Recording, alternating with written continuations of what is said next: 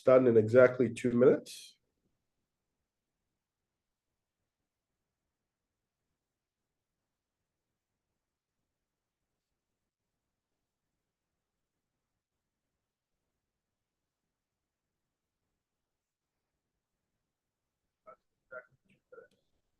Okay.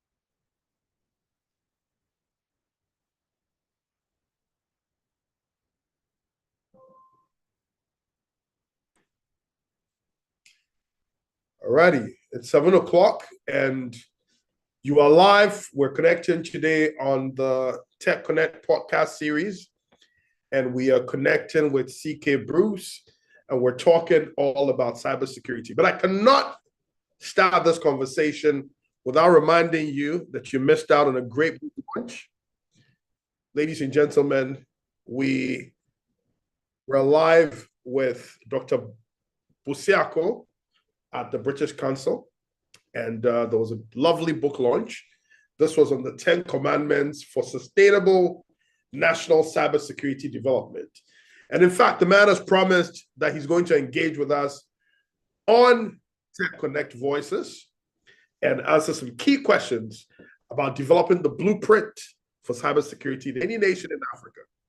So you don't want to miss that. As you know, we're represented hard and live at the book launch as Texonnectors, and we all got a copy of this, what I call this Bible, this mini Bible for cybersecurity. So kudos to Dr. Busiako and the great work he's doing. Now, before we hear from Dr.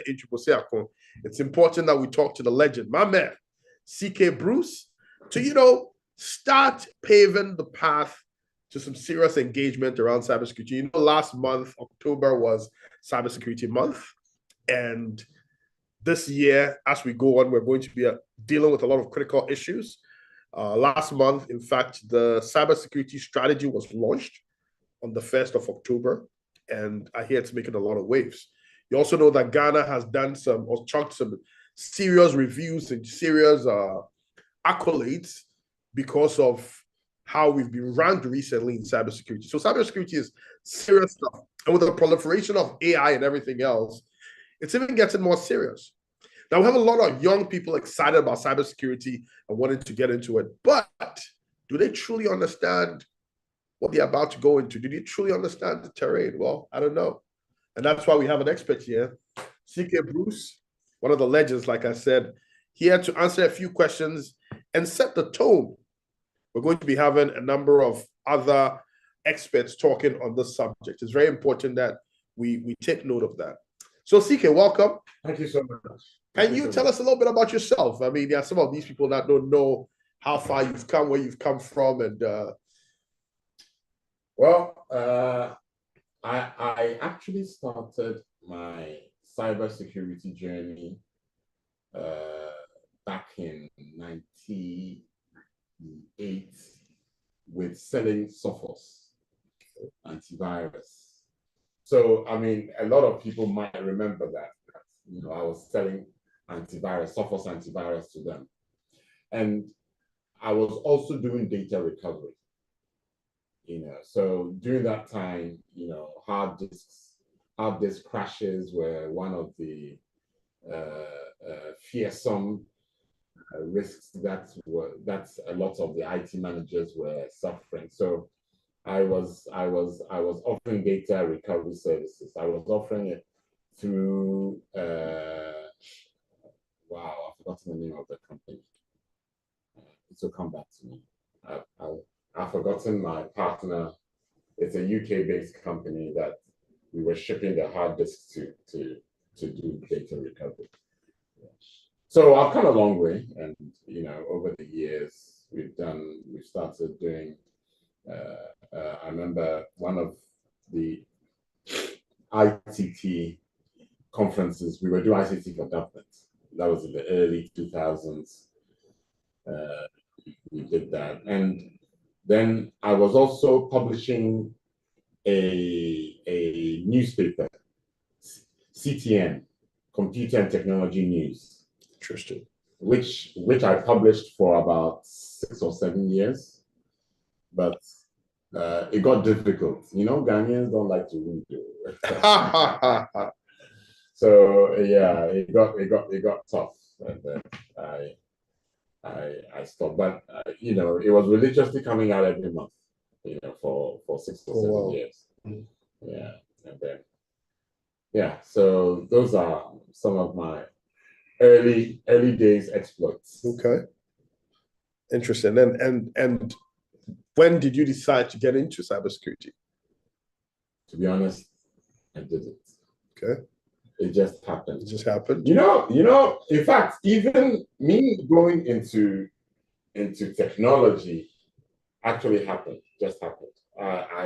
I thought I would go into law, but I wasn't clever enough to get into it. One thing led to another. I traveled to the UK. I did a couple of courses in technology, and then I was accepted at Oxford Brookes University. I honestly thought that the course that I did was software engineering and information systems. I honestly thought we were going to play games all day. That's a thought. That's a thought. But hey, So you've come from far. I mean, currently, what would you say the state of cybersecurity in Ghana is? I mean, can you provide an overview of the current cybersecurity landscape, and what are some of the biggest threats organizations and individuals face today? I remember in the Texonnect conference, the meeting event that we had, you talked about the seriousness of brain drain when it comes to the area of cybersecurity. It had a lot of us on the tip of our seats, scared and panicking. Yeah. But what is the state of cybersecurity right now? I mean, the threats are definitely there. There are serious threats from local actors. I mean, for a lot of the time, we think that this side of the world, we are not a target, and the actors from Singapore, Malaysia, Hong Kong, Ukraine, they are targeting the big businesses in Europe and in North America. So, Ghana, we are not a target. I mean, which is true from that perspective. But now we have local targets, local actors, okay? People local who are targeting local companies, okay? So people from, can I say, Kaswa, East Legon, Medina, Kanda. The guys that call themselves internet business. When they do something else. There are so many tools in the dark web. So many tools, so many services available. So it really makes it very, very, very, very dangerous for companies in Ghana. One of the threats to cybersecurity in Ghana is that managements of organization are not doing anything. And that is dangerous. They're not doing anything because they don't want to, or they're not doing anything because they're not scared enough, or they're not doing anything because they lack the will to do something. Maybe all three. Okay. Maybe all three. Because you need to understand, you are developing a business based on technology, yet you are not putting any security controls, investment into information security controls around the technology that you're using. I mean, right now, it's incredible. Technology is everywhere around us.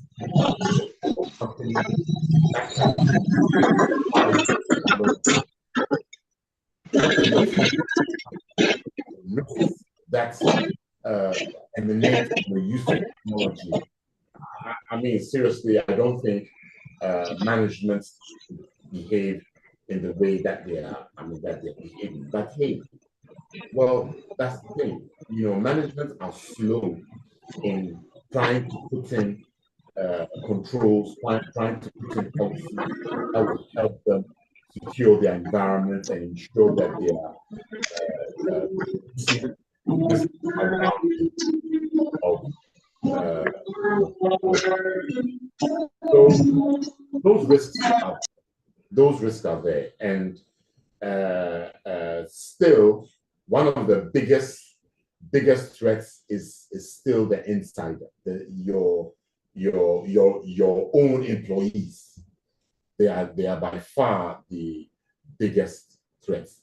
I was with a client earlier on in the week, and one of the questions that we were actually reviewing their policies, and it came up, and one of the questions that came up was, so are we still worried about the actual theft, the actual loss of hard copy documents? And I said, yes. Even controls are in information security covers both hard copy and soft copy or digital assets. Okay. And the CFO mentioned that, he has lost documents. Some files in his office gone missing, and it has to be found. Yeah. And obviously, it was an inside job. And so, definitely the insiders are there, and they are definitely they're being given a lot of incentive to massive incentive by not putting in controls in place. Yeah. So let's talk about the big elephant in the room, the big elephant standing right here in the room. Artificial intelligence. Wow. In threat detection. How is artificial intelligence being used to enhance threat detection and prevention? And are there any associated risks? I think first, let me talk about AI in cybercrime. Okay. Yeah. Charlie, it's wild. I mean, one of the attacks that we all get is phishing. Okay. Right now, AI can enhance phishing and create an automated delivery of phishing messages. Okay, yeah. So it's scary. I've seen. No, I haven't seen. I've read about AI using malware using AI to evade, controls. Yeah, and that makes it very, very scary. Yeah. Okay. Yeah. But I think perhaps the most scary one is deep fake videos and deep fake voice. Yeah. Okay. So effectively, somebody can fake your CEO, and you'll have a full conversation with your CEO, and you don't realize that. You just reminded me of this tool, this AI tool you should generate that looks like a full-blown BBC conversation. And you can imagine the kind of panic you can just set off, pretending that your organization is being talked about by BBC for some big scam that happened, and create all sorts of panic, right? And all somebody has to do is pick up a phone call and say, hey, you know what? Didn't you hear what he said on BBC? Can you give me this so we can plug it? And people will be giving up information without thinking twice about it. I mean, seriously, the deep fake voice and videos, it is scary. And it is very difficult to actually discern whether this is a fake or this is actually my boss telling me to wire $1 million to a different account. Yeah. Okay, so it is really scary. And AI. So one of the things about which is sacred in security is passwords. Okay, we need to put access control on everything. Okay, and that is the bedrock of cybersecurity, of security in general. Okay, And one of the things, and I think everybody knows that no password is safe.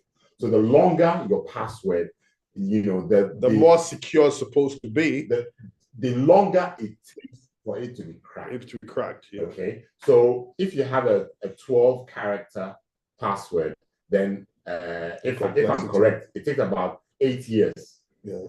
And the method in trying to crack those passwords is brute force. Yeah. So basically, you have an app. You have an app that is just trying everything. That is trying everything. AI makes it faster. Of course, and AI doesn't only make it faster. I think it also can forecast or predict what is the more likely. As opposed to just trying everything. Yes. Right. Yes. So the combination of based on the data of you it has. So that is scary. Yeah. That is also scary. Yeah. Yesterday, Michael Hansen was talking about big data and how much the data you have allows for more better predictions, which we're not even beginning to scratch the surface. Yes. And then AI bots also can create a lot of problems for cybersecurity teams. Okay, so definitely AI is a concern, is a major concern to cybersecurity. Okay. Admittedly a concern, but what are the perks? How does AI help us to be better at detection?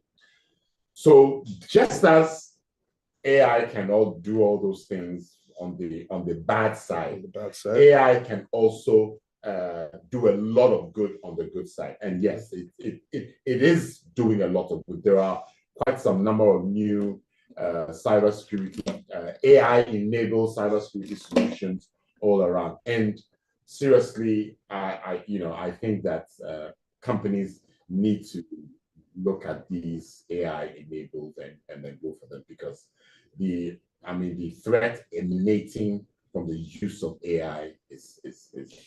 So it sounds to me like the old adage or the old paradigm where the criminals are always up in their game, and so the police needs to keep up and they need to move faster if they want to keep up.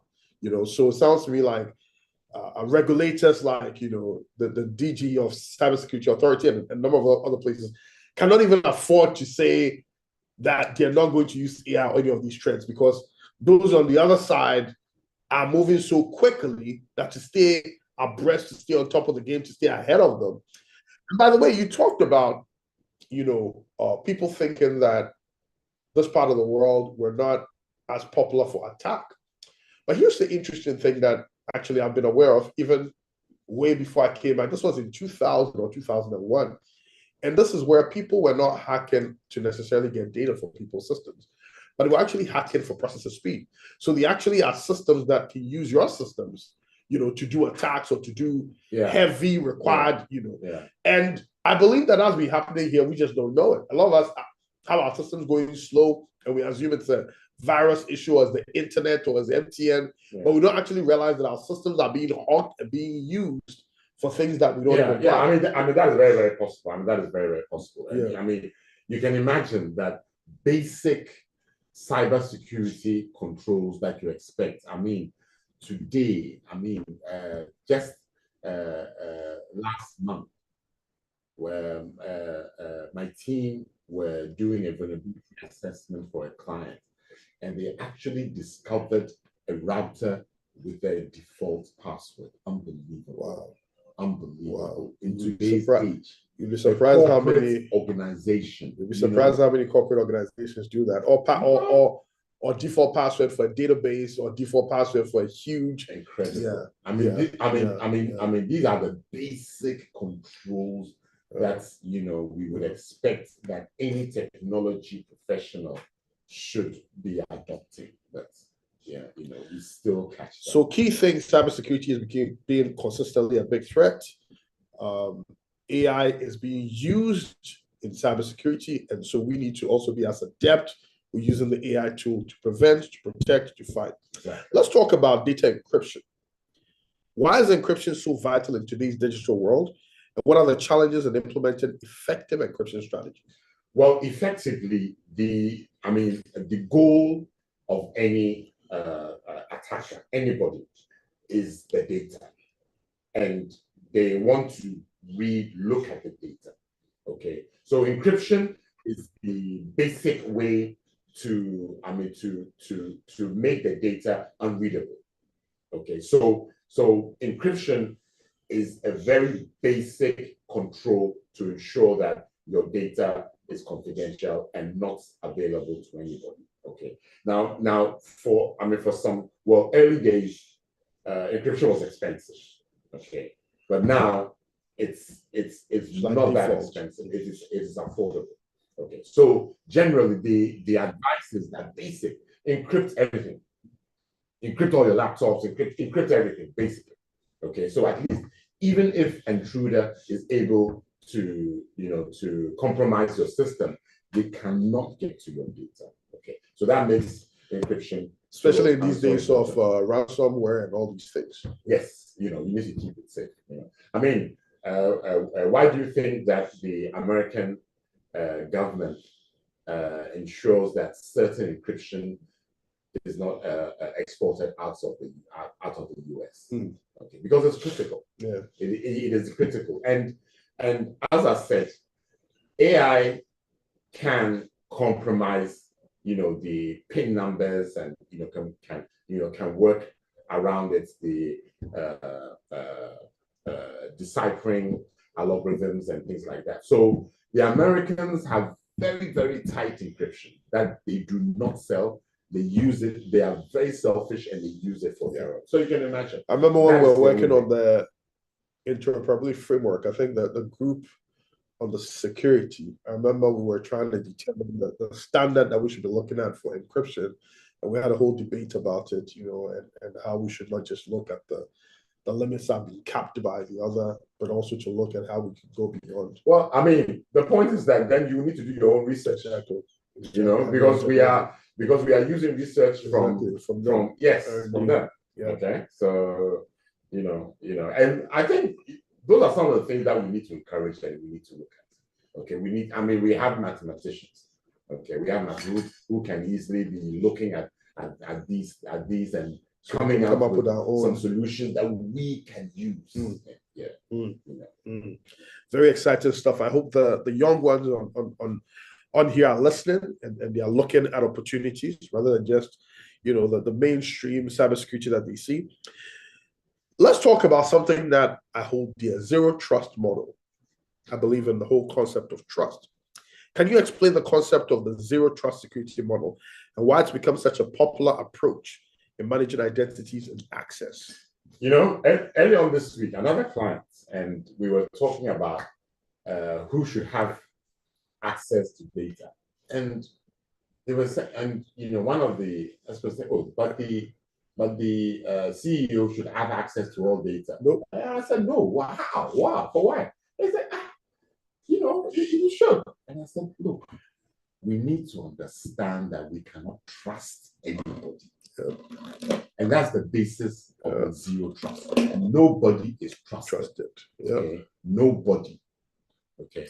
And so using the zero trust model means that everybody needs to authenticate on anything that you need. And the basis which will allow you to get through is your job role, is whether you need that data. Need to know. Yeah, you need to have it. So zero trust should be the perspective that all management should have. Nobody should be trusted. Okay, nobody. Okay, so even if I'm walking in and I've authenticated, I've badged in, okay, and I see my CEO walking in behind me, okay, I need to close the door for him to badge himself to get in. I can hear some of our listeners saying, "Sooner said than done." No, it's not easy. But you see, so one of the things about, the management approach, okay. So at the moment, maybe ISO 27001 is perhaps the popular de facto standard framework, and within it, one of the first things is management commitments. Okay, and management commitments is around these things, taking leadership, leading by example. Okay, so as CEO, you need to understand that my work colleague needs to shut the door in front of me so that I will badge myself. They need to appreciate the importance of that action. Absolutely. Absolutely. I see here, and I want to give a shout out to Nana Kofi and Tim, Michael Nana, Kwame Akwete, Marius, Lady V, Kwame Opong, Kwabna Kusi, Calvin, K. Williams, Jesse, Harry Dodu. If any of you have any comments you want to make, please leave us a message in the chat. Richard Agre, Sam Kwasi, Samuel Adrani, Senam, Sakiru, Tariq, Wendy Forson. And if you're also enjoying the conversation, please let us know as we continue. All right, Sika, let's talk about building an effective SOC. What are the key components of a well-functioning security operations center, and how do they contribute to an organization's cybersecurity posture? Okay, so SOCs have become very necessary to ensure that you are protecting, you are monitoring your whole internal cyberspace, and you are guarding against any external intrusion into your digital area. Okay, so a SOC has three basic components: the software that runs in the SOC, which is the SIM, okay, and the room in which you have your displays and the actual monitoring happening, and the people. Perhaps the most important is the SOC analyst, is the people within the room who are analyzing all the alerts, all the occurrences, to be able to safely indicate whether something is going amiss or happening. Okay. Now there are so many. The traffic within a typical security operations center. Typical company is enormous. Massive. You have traffic from your internet, traffic from your the general data movement, from your access control. I mean, all these different sources of data, we need to amalgamate them, we need to assimilate them, and try and read sense from it. It can be very, very enlightening to see what is going on within the organization. Okay. Now, sometimes we feel that just buying the SIM, the software, is it. But in actual fact, it is the people who are in the SOC, which is a component of making a SOC effective. You mean the experts, or you mean the tech people, or you mean everybody? The experts, the SOC analysts within it. Yes, they create the clear added value to really making your SOC work and work. Okay. All right. So let's talk about securing the last mile. With the rise of remote work and bring your own device policies, how can organizations effectively secure endpoints against cyber threats? And we're talking about from devices that are brought to the workplace to connections from home, et cetera, et cetera. Well, these days, some of the pushback I'm getting is that, hey, Charlie, there's no privacy now. I mean, everything has to be controlled. Okay, we've had people complaining that why does their phone need to have mobile device management applications on it? Okay, unfortunately, yes, we are getting to a point that it might be difficult to anybody to have privacy. Okay, privacy in the sense that there's all the devices that I'm using, somebody might have some software on it to control it. Well, the fact is that if you do not want to use your device for company stuff, then you're safe. But as soon as you want to check your mail on your device, whether it's your own device or whether it's a company given device, then that restriction has to be there. It has to be there. Okay. So now every single device must be controlled, because what we need to be able to do is that if that device gets missing, we can completely wipe all data from that device. Okay, and that is like you have with your Apple phones these days and Samsung and the new devices that are out there. Yes. We need to be able to control it. Which means we need to be able to also locate it to a certain extent. Well, it's more important to clean it. To clean it than to locate it. Because the data, it would be in the cloud somewhere. So we can get the data back, but we don't want the data to fall into the wrong hands. Yeah. Okay, so those controls have become also very, very critical. More and more, for me, for instance, I'm using my laptop less and my phone more. Okay. I do approvals with my phone. I review documents with my phone. So I actually hardly use my laptop. Okay. I would say that I can go without seeing my laptop for a week. But my phone 5 minutes is not. So it's much more vulnerable. Yes.